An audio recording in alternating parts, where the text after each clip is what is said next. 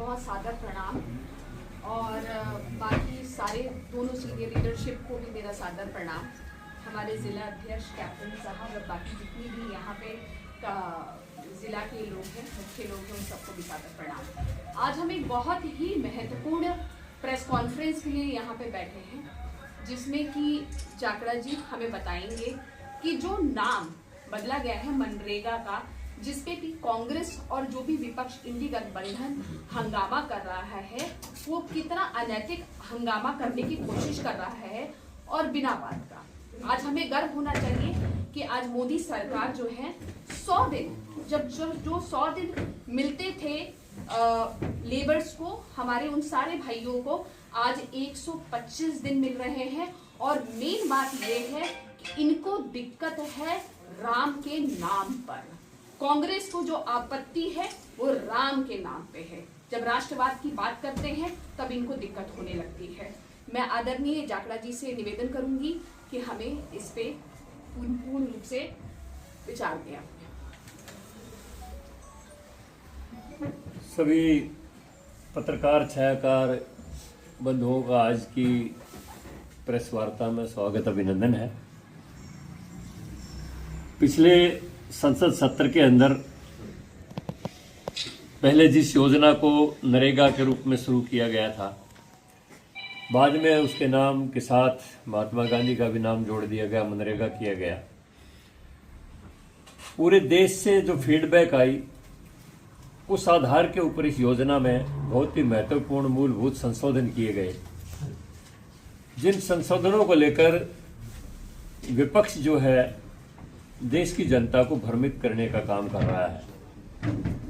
केवल मात्र महात्मा गांधी के नाम को लेकर वो एक अलग तरह की अफवाह फैलाने के लिए पूरे देश के अंदर एक षड्यंत्र रच रहे हैं। और इसी संदर्भ में मैं कुछ मूलभूत जो इसमें परिवर्तन हुए हैं उनके विषय में आपके बीच में बात करूंगा, क्योंकि मैं खुद राज्यसभा में संसद सदस्य हूं और इस पूरे विधेयक के ऊपर जो चर्चा आई उसका एक हिस्सा भी रहा हूं। मैंने खुद अपनी भी बात रखी थी पार्लियामेंट के अंदर, तो इसलिए बखूबी मुझे इसकी आत्मा का पता है, इस विधेयक की आत्मा क्या है। उसी संबंध में मैं आपसे चर्चा करूंगा। कांग्रेस जो एक अफवाह फैलाने की कोशिश कर रही है, जैसे हमारी बहन प्रियदर्शी ने कहा कि महात्मा गांधी का नाम क्यों बदल दिया गया।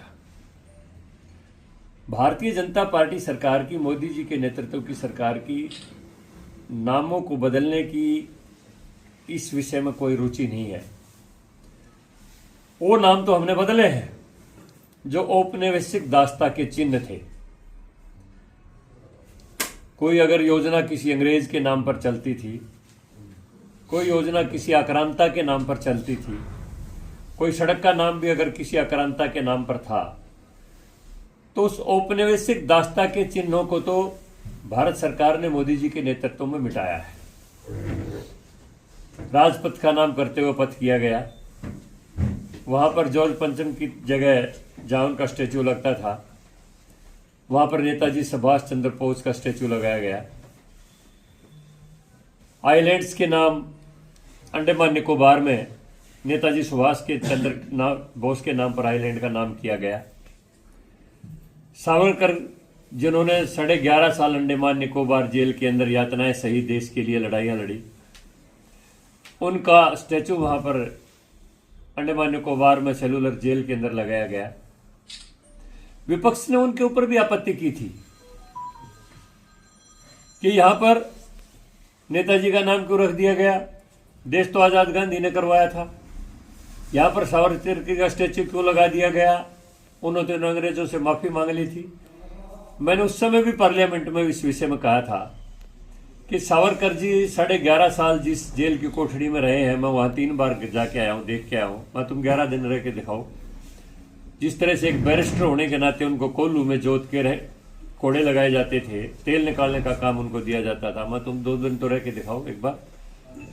यानी हर काम के पीछे इन्होंने, कोई भी देश के लिए अगर अच्छा काम होता है तो किसी दूसरे माध्यम से देश की जनता को भ्रमित करने की कोशिश करते हैं। अब मैं मूलभूत इसके ऊपर आता हूं। मुझे कहने में कोई अतिशयोक्ति नहीं है कि पूरे देश से फीडबैक सरकार के पास मनरेगा को लेकर ठीक नहीं आ रही थी। भारी पैमाने के ऊपर इसमें गोलमाल हो जाता था और मजदूरों को जो लाभ मिलना चाहिए ग्रामीण रोजगार का, वो पूरी तरह से लाभ नहीं मिल रहा था। इसलिए भारत सरकार ने इसमें मूलभूत परिवर्तन किए। सबसे पहला परिवर्तन, 100 दिन की जो गारंटी थी रोजगार की, उसको 125 दिन कर दिया गया। दूसरा परिवर्तन, इसको जीआई टैग से कर दिया गया। ये ज्योग्राफिकल इंफॉर्मेशन रहेगी कि मजदूर कहां पर काम कर रहा है और पूरा वो रिकॉर्ड के ऊपर रहेगा। अब कोई ये नहीं कर सकेगा कि काम जेसीबी से करवा लिया और 1000 मजदूरों की झूठी मजदूरी भर के आधा आधा बांट लिया, वो कोई नहीं कर सकता है। भ्रष्टाचार के ऊपर पूरी तरह से अंकुश लग जाएगा। तीसरी सबसे महत्वपूर्ण बात जो एक और भारत सरकार ने इसमें फैसला लिया है, पहले ये कृषि मजदूरी जो होती है उसके साथ इसका संबंध नहीं था। केवल मात्र कोई रोड बन रहा है, कोई नहर बन रही है, कोई अन्य कोई रास्ता बन रहा है, उनके ऊपर मजदूरी दिखाई जाती थी। कृषि एक बहुत बड़ा मजदूरी का साधन है और जब खरीफ का, रबी का जब पीक का सीजन होता है, 1 महीने के लिए मजदूर नहीं मिलते और खास तौर पर जो छोटा किसान है उसको दिक्कत ये आती कि कंबाइन से वो कटवाए, किसी बड़ी मशीन को खेत में ले जाए, इतना बड़ा उसका खेत नहीं होता, मजदूर उस समय मिलते नहीं। और हरियाणा जैसा विकसित प्रदेश, 14-11 साल से जो हरियाणा में विकास की लहर चली है, आज हमारी बेटियां मेडल ले आ रही हैं, हमारे लड़के पूरे विश्व के अंदर खेलों के अंदर नाम रोशन कर रहे हैं। तो मजदूरी बहुत ही एक सीमित वर्ग के अंदर आ गई है और मिलना भी बड़ा मुश्किल हो जाता है पीक सीजन के अंदर। तो किसान के साथ इसको जोड़ दिया, 30 दिनों में खरीफ फसल पर, 30 दिनों में रबी फसल के ऊपर ये किसान के यहां मजदूरी कर सकेंगे। और जो ग्रामीण आजीविका मिशन, रोजगार मिशन इसका जो नाम दिया गया है, उसमें ग्रामीण तो कृषि के ऊपर ही आधारित है सब कुछ, और कृषि कार्य इसमें कर ही नहीं सकते थे। तो उसके ऊपर जोड़ के अब किसान को सस्ती लेबर भी मिल जाएगी। और सबसे बड़ा फायदा क्या होगा, इसके पीछे की जो आत्मा का जो हमें पता है, उसके ऊपर काफी विस्तार से प्रधानमंत्री जी ने भी लोकसभा के अंदर रखा है और अपने गृह मंत्री जी ने भी रखा है कि आज जो पर्यावरण की समस्या है, विशेष तौर पर एनसीआर रीजन के अंदर 400 तक एक्यूआई, दिल्ली जैसी राष्ट्रीय राजधानी में 400 से ऊपर एक्यूआई चला जाता है। गांव में छोटे किसान की जो फसल की कटाई होगी तो दराती से जो फसल कटती है वो बिल्कुल नीचे से कटती है, उसके बाद फसल के अवशेष नहीं बचते हैं। और हरियाणा सरकार ने मनोहर लाल के समय से ही, राज हमारे माननीय नायब सिंह सैनी जी के नेतृत्व में जो हरियाणा चल रहा है, पराली के प्रबंधन के लिए बहुत ही उचित इंसेंटिव किसान को दिए हैं। और आज हम देख रहे हैं कि पराली की गांठें बढ़ के उसके एथेनॉल और दूसरा गत्ता वगैरह बनने के लिए पूरी तरह से किसान को एक लाभ का जो साधन बना दिया। पराली को भी हरियाणा सरकार ने इसमें बहुत बेहतरीन काम किया है। तो नीचे से जितनी कटाई होगी, फसल अवशेष जलाने के लिए बचेंगे नहीं, तो पर्यावरण के ऊपर भी रोक लगेगी। साथ के साथ कृषि भूमि की जो उपजाऊ अक्षमता अवशेष जलाने से खत्म हो जाती थी, वो उपजाऊ अक्षमता बरकरार रहेगी। उसमें कम से कम केमिकल फर्टिलाइजर का प्रयोग होगा, जिससे भूमि की उर्वरक शक्ति भी बनी रहेगी। यानी इस विधेयक की जो आत्मा है, उस आत्मा के पीछे का ध्यान ना देके केवल मात्र महात्मा गांधी का नाम बदल दिया, महात्मा गांधी का नाम बदल दिया, जबकि ये किसान के लिए, मजदूर के लिए सबसे बड़ी बात इसमें। और मैं चौथी बात आपको कहना चाहूंगा कि पहले लंबे समय तक मजदूरी लटकती रहती थी, अब निश्चित कर दिया गया है 7 दिन के अंदर सारा का सारा रिकॉर्ड इसका सबमिट करना पड़ेगा और विद इन 15 डेज मजदूर की मजदूरी का भुगतान करना पड़ेगा। ये सारा जीआई टैगिंग है, सारा जो ज्योग्राफिकल इंफॉर्मेशन जहां पर मजदूर काम कर रहा है वहीं पर उसकी मजदूरी होगी, उसको कहीं कार्यालय में भटकना नहीं पड़ेगा। यानी इस विधेयक की आत्मा के विषय में हम बात कर रहे हैं यहाँ पर।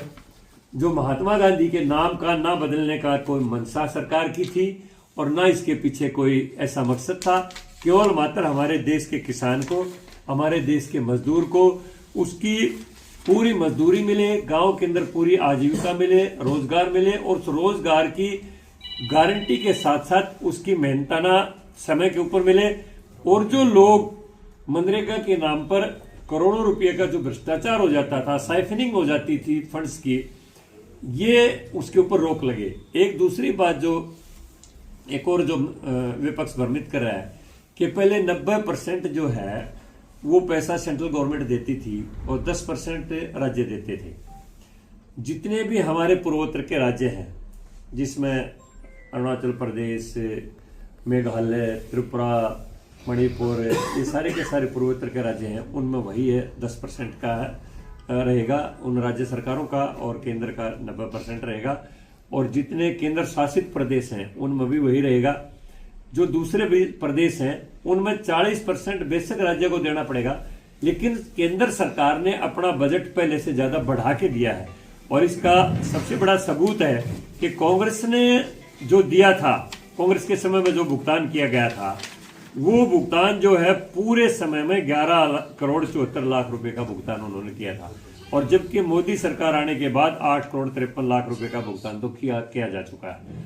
यानी उनके इतने सालों की जो लंबी योजना थी तब का और मोदी जी का कंपैरिजन करें तो उससे 3 गुना 4 गुना भुगतान। और अब जो नया बजट हुआ है उसमें इसमें बजट में भी वृद्धि की गई है। राज्यों की दायित्व इसमें इसलिए बढ़ाया गया है कि जो राज्यों की, सारे राज्यों में तो भाजपा की सरकार नहीं है, कुछ ऐसे भी प्रदेश है, बंगाल जैसे, जो फंड्स को यूटिलाइज ही नहीं करते, केरला जैसे ऐसे हैं जो केंद्र के फंड को यूटिलाइज नहीं करते। तो वहां राज्य की अगर एक भागीदारी उसमें रहेगी तो राज्य की मशीनरी उसकी मॉनिटरिंग भी करेगी और राज्य को भी अपने बजट की देखभाल करने का एक इंटरेस्ट जगेगा कि अभी 40% हमने भी दिया है तो ये सही हाथों में गया है या नहीं गया है। तो ये विधेयक की आत्मा है इस विषय में। इसमें इसका नाम विकसित भारत ग्रामीण रोजगार आजीविका मिशन, आगे ग्रामीण उसका नाम दिया गया है। इसका छोटी फॉर्म में रखें तो जी राम जी बनता है। अब महात्मा गांधी ने भी तो मरते वक्त कहते हैं कि बोला था हे राम, जब उनकी डेथ हुई तो बताओ, राम तो हम सब का आराध्य देव है।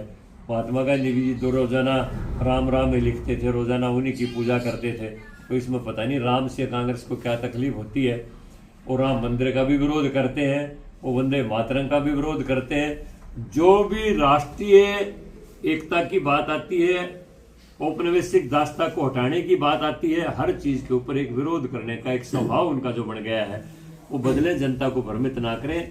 और ग्रामीण रोजगार के ऊपर जो एक बहुत ही बेहतरीन संशोधन किए हैं उनके ऊपर भ्रमित करने की कोशिश ना करें। जमुना जी, आपने पूरे संशोधन की बात की है, इसमें संशोधन किया है, लेकिन विपक्ष का ये कहना कि जो संशोधन आप लोगों ने किया है, आपकी सरकार ने किया, क्या वो संशोधन मनरेगा के रहते हुए नहीं किया जा सकता? उसका नाम बदलने की जरूरत क्या क्यों पड़ी? देखिए, नाम बदलने का इसका विकसित भारत का एक प्राइम मिनिस्टर ने एक स्लोगन दिया है कि हम 2047 तक जब आजादी के 100 वर्ष पूरे होंगे तो इस राष्ट्र को दुनिया का सबसे विकसित देश बनाना चाहते हैं। और देश के अंदर जो भी स्कीम चल रही है, हमने वंदे भारत ट्रेनें चलाई हैं, प्रधानमंत्री जी के आह्वान के ऊपर नए एयरपोर्ट बने हैं, नए एम्स बने हैं, नए नए IIT बने हैं, IIM बने हैं, और आप देख रहे हो रोड का तो इतना बड़ा स्ट्रक्चर आया है। तो पूरे भारत की एक आत्मा की हमारा एक ही संकल्प है कि हम 2047 को विकसित भारत के रूप में देखना चाहते हैं। इसलिए पूरा देश एक संकल्प के साथ आगे बढ़े, इसके पीछे का उद्देश्य ये है। झगड़ा साहब, क्या 11 साल बाद सरकार को पता चला कि मनरेगा में करप्शन हो रहा है? क्या है 11 साल बाद सरकार को पता क्यों चला कि मनरेगा के अंदर करप्शन है? देखिए, बात यह है, हर चीज का इफेक्ट एक दिन में तो आता नहीं है। और जहां जहां भी जो जो कमियां दिखाई दी हैं, आप देख रहे हो 11 साल केवल मात्र एक ही परिवर्तन नहीं हुआ है। धारा 370 भी इन सालों में हटी है, 3 तलाक प्रथा भी इन सालों में हटी है। भारत के अंदर बहुत कुछ नए मूलभूत परिवर्तन हुए हैं। औपनिवेशिक दास्ता के चिन्हों को भी इसी प्रशासन में हटाया गया है। और जो 1500 ऐसे कानून थे जो अंग्रेजों के समय के थे, जिनकी अब भारत में कोई आवश्यकता नहीं थी, उन कानूनों को निरस्त करने का काम भी इन्हीं 11 सालों में हुआ है। और 1857 की क्रांति के बाद जो अंग्रेजों ने 1861 में IPC बनाया था, इंडियन पेनल कोड, भारतीय दंड संहिता, क्योंकि उन्होंने भारतीयों को दंड देना था, जो भी देश के लिए लड़ते थे उनको दंड देना था। लेकिन वो भी अभी हुआ है, उस दंड संहिता का नाम बदल के भारतीय न्याय संहिता किया गया है। और कत्ल और रेप सबसे ज्यादा गंभीर अपराध इस देश में है, लेकिन कत्ल का 302 नंबर के ऊपर रख रखा था और रेप का 376 के ऊपर रखा हुआ था। उनको सबसे पहले अपराधों की श्रेणी में उनको लाया गया है ताकि उनको जल्दी से जल्दी सजा मिले। और एक गारंटी दी गई है कि कोई भी मजिस्ट्रेट, कोई भी वकील 3 तारीख से ऊपर ले नहीं सकेगा, बार बार केस को लंबा नहीं कर सकेगा। 4थी तारीख के ऊपर उसके ऊपर फैसला करना ही करना पड़ेगा। ये बहुत ज्यादा परिवर्तन इन 11 सालों में आए हैं, केवल मात्र ये परिवर्तन नहीं हुआ है। सर, मनरेगा से हटके एक सवाल है सर मेरा कि आज ये एक समाचार आया है कि असम में कांग्रेस पार्टी चुनाव की तैयारी कर रही है और वहां कांग्रेस पार्टी ने चुनाव लड़ने वाले अपने जो प्रतिभागी हैं, अपने उम्मीदवार हैं या जो भी इच्छुक प्रत्याशी हैं, उनको सिर्फ सीधे रूप से निर्देश जारी कर दिए कि जो 50,000 रुपए पार्टी फंड में जमा कराएगा उसे जो है वो टिकट की लाइन में माना जाएगा। देखिए, वैसे तो ये इनका पार्टी का अपना विषय है। अब उन्होंने क्यों कहा है ऐसा, हमारे यहाँ तो 5 रुपए का मेंबर बनता है भारतीय जनता पार्टी में, तो और कोई भी 5 रुपए का मेंबर अप्लाई कर सकता है, किसी से 5 पैसे कभी मांगे नहीं जाते। और कांग्रेस के तो सांसद भी ये कहते थे भाई 100 करोड़ रुपए दे के राज्यसभा में कोई चला जाओ। और हम तो केजरीवाल के भी लोगों से पूछते हैं, कोई 100 करोड़ को, 50 करोड़ को, 25 करोड़। मैं आपके बीच में बैठा हूँ, मेरी जिंदगी की जो मेहनत है और जो जिंदगी का जो मेरा पुरुषार्थ है वो तो मेरा काम आया है। बाकी पार्टी ने तो मेरे से 100 रुपये नहीं मांगे कभी मैं राज्यसभा में। तो हमारी पार्टी में तो ये परंपराएं है नहीं, वो उनका विषय है, वो क्या करते हैं। झगड़ा साहब, सोनिया गांधी ने कहा कि ये काला कानून है जिसे हम कभी मंजूर नहीं करेंगे। देखिए, सोनिया गांधी को ना तो भारत के कानूनों की पूरी जानकारी है, ना भारतीय संस्कृति की पूरी जानकारी है।